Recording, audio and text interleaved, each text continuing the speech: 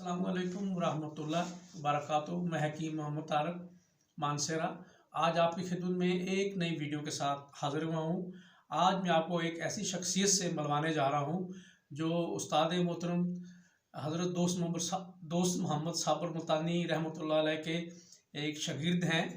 हकीम मकबूल रहमान साहब जो इधर KPK से तल्लक इनका है, उग्गी से इनका उग्गी से तल्लक है। इस वक्त ये मेरे मतलब पर बाबा जी तशरीफ़ लाए हैं, इनका मैं बहुत शुक्रगुज़ार हूँ।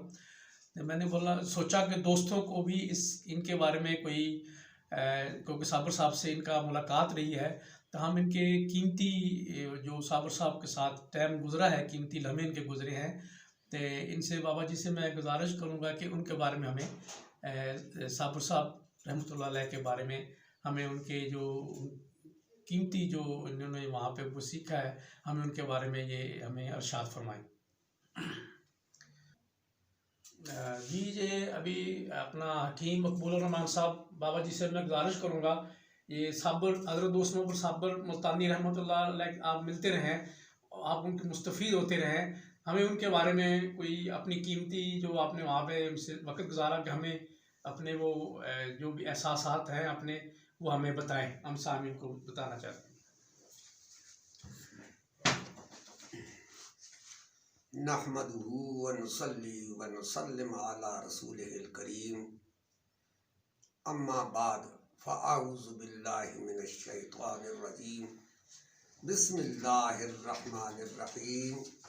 व मन युतिल हिकमता फ़क़द ऊतिया खैरन कसीरा, आमन्तु बिल्लाहि सदक़ल्लाहुल अज़ीम व सदक़ रसूलुहुन नबियुल करीमुल अमीनुर रऊफ़ुर रहीम। इन्नल्लाहा व मलाइकतहु युसल्लूना अलन नबी या अय्युहल्लज़ीना आमनू सल्लु अलैहि व सल्लिमू तस्लीमन कसीरन कसीरा। मुअज़्ज़ज़ सामीन हज़रात, अस्सलामु अलैकुम। बंदाए नाचीज़ खाकसार जनाब हकीम तारक साहब, प्रोफेसर तिबिया कॉलेज मानसेरा, मैं इनके पास हाजिर खिदमत हुआ तो इन्होंने मुझे ये हुक्म सादर किया कि आप हजरत मुजद्दिद तिब हजरत साबर मुल्तानी अलैहि रहमा के बारे में कुछ उनके आपको जो मालूमात हैं हमें मुस्तफीज फरमाएं। मुअज़्ज़ज़ सामीन, जिस वक्त मैं मुजद्दिद तिब हजरत दोस्त मोहम्मद साबर मुल्तानी अलैहि रहमा की खिदमत में हाजिर हुआ, उस वक्त मैं आपके शागिर्द रशीद सुल्तान महमूद साहब रहमहुल्लाह उनकी मस्जिद में नायब खतीब था। मुझे सआदत नसीब हुई,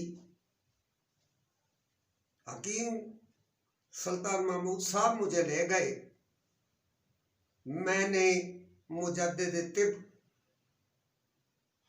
हजरत साबर मुल्तानी अलैहि रहमा की ज़ियारत की और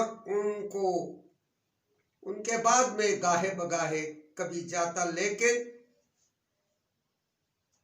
मुझे हकीम सुल्तान महमूद साहब बार बार यही कहते रहे कि आप उस्ताद साहब के पास जरूर जाएं,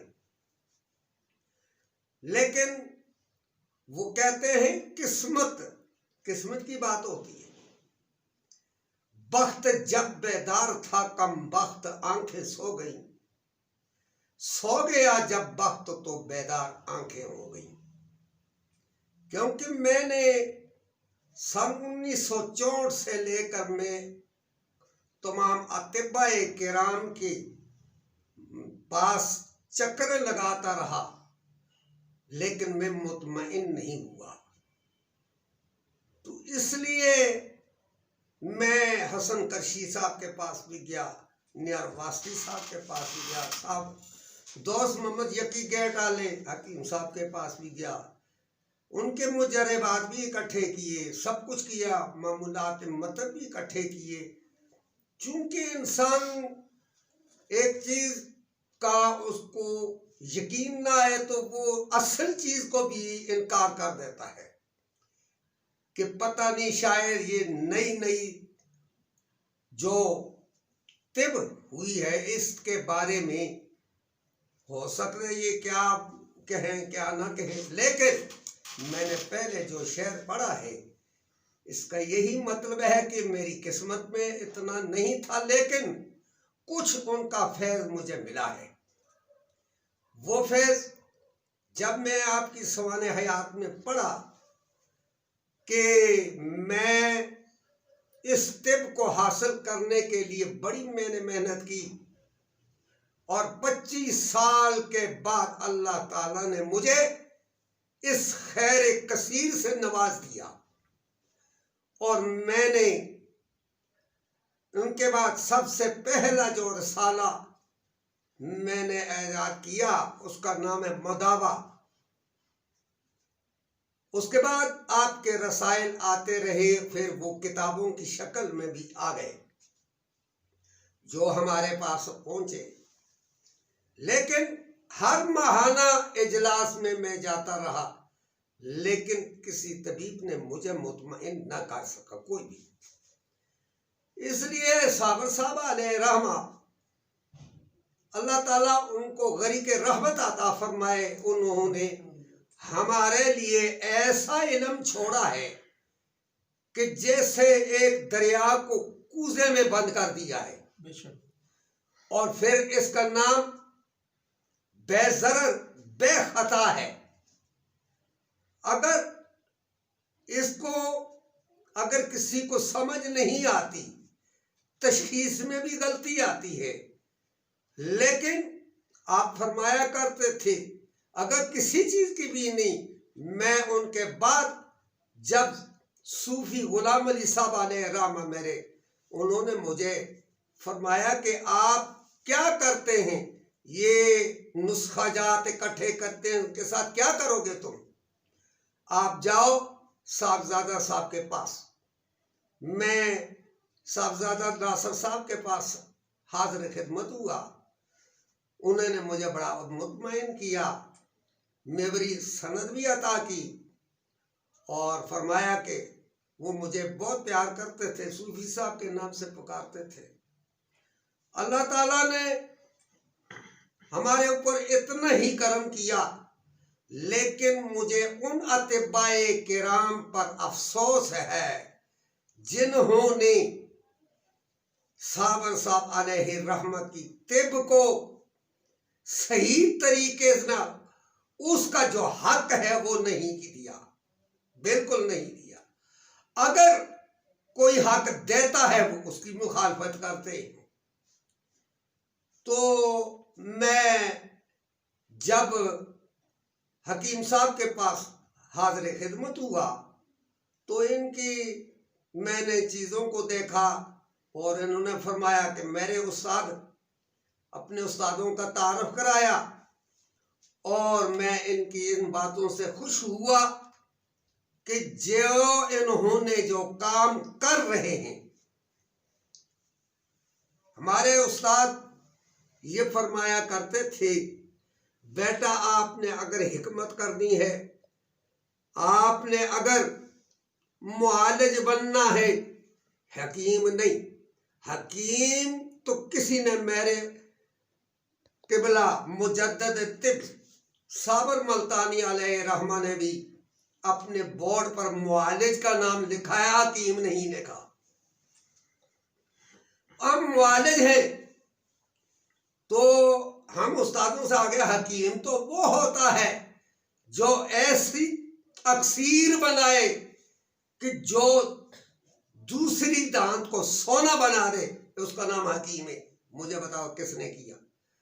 सावर साहब अलैहिर्रहमा के साथ जिन लोगों ने अगर वफा की है, अल्लाह ताला उनके ऊपर करम करता है। लेकिन कईयों ने ऐसा किया है, वो अस्करी व्यूज किसी को बताया नहीं। अगर किसी को तशखीस आ गई है, आगे उन्होंने नहीं दिया। अगर तजवीज आ गई है, किसी को बताया नहीं, कागज बेचे हैं, कागज।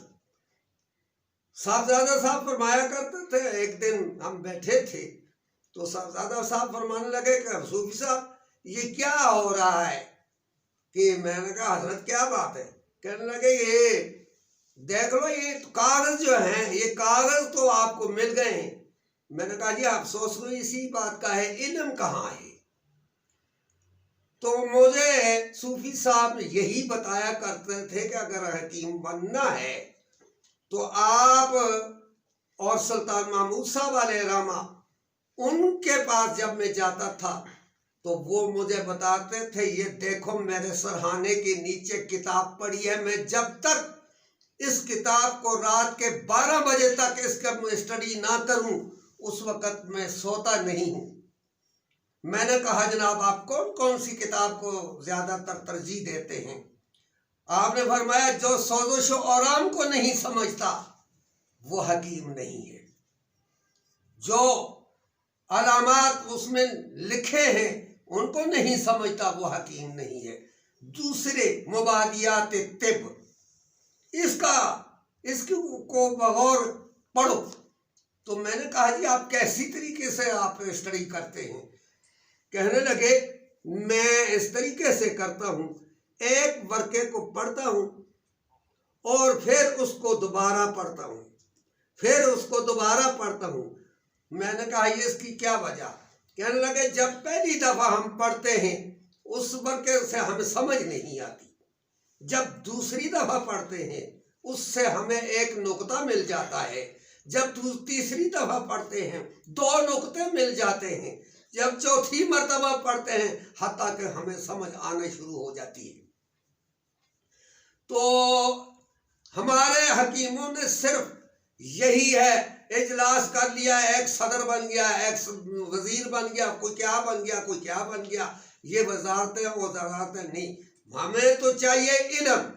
अगर इल्म है, अगर इल्म देते तो आज कोई तबीब जो वो नाकाम ना होता। क्योंकि मैंने ये देखा है अगर किसी के पास तशखीस है, तजवीज़ नहीं, अगर तजवीज़ है तशखीस नहीं, ये दोनों चीज़ें जब हमारा नजरिया ही एक है, हमारी दुआएं ही एक हैं, तो फिर ये काम क्यों नहीं करती। उस्ताद साहब फरमाया करते थे कि इसकी मिसाल ऐसी है जैसे बटन, बत्ती का बटन होता है, उसे दबाओ, जब वो दबाया जाता है तो बत्ती ऑन हो जाती है। तो इसलिए ये है कि जब जिस्म के अंदर ये दवाई जाती है तो ये अपना असर दिखाती है, फौरन दिखाती है। तो जब हमें तशखीस ही नहीं है तो वो फौरन असर कैसे करता है।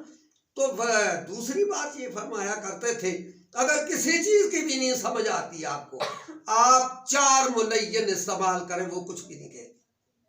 4 मुलय्यन।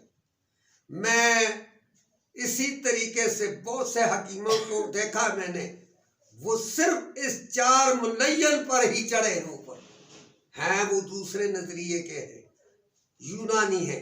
ये हमारी तिब भी यूनानी ही है, लेकिन हमारे ऊपर ये बहुत बड़ा एहसान किया है साबर साहब अलैहिर्रहमा ने कि उन्होंने हमारे लिए इसको इतना आसान कर दिया है, इतना आसान कर दिया है, इसको बच्चा बच्चा समझ सकता है। जो मरीज आया है वो तबीब बनकर निकला है। शरीफ साहब, मैंने सुना था कि शरीफ साहब जब आए थे वो मरीज थे, जब गए तो तबीब थे। मैंने बहुत से हुक्मा को देखा है जो मरीज थे लेकिन तबीब बन के निकले हैं। कैसे? तो इसलिए यह है बहुत आसान है, आसान भी है और मुश्किल भी है। आसान इसलिए है कि जब हम समझ जाएं तो हमारे लिए आसान है, जब हम समझते ही नहीं, हमने बस किताब को उधर रख लिया है तो बस ये है जी, ये अलामत क्या है तुम्हारी, क्या है, ये बस ऐसे ही बातें की हैं।